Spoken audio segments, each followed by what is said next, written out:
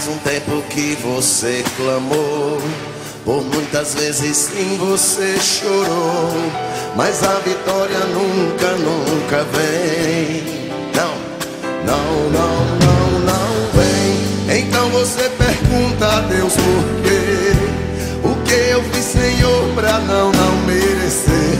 Misericórdia, Deus, eu sou teu filho. Eu sou teu filho. Oh, oh, não. Daí que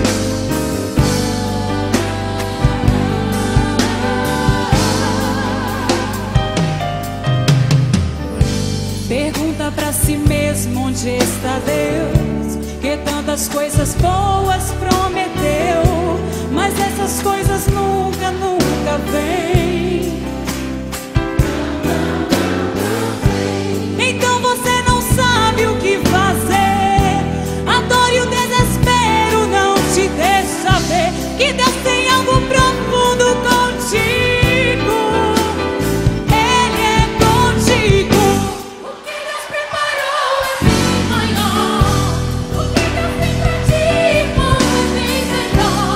creia nas promessas, creia em Cristo. Levanta a sua voz, vai. Deus vai fazer acontecer. O teu inimigo não vai entender.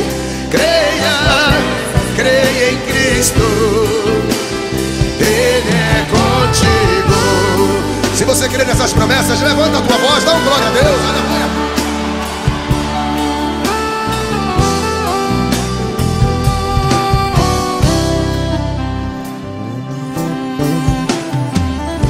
Pergunta pra si mesmo onde está Deus, que tantas coisas boas prometeu,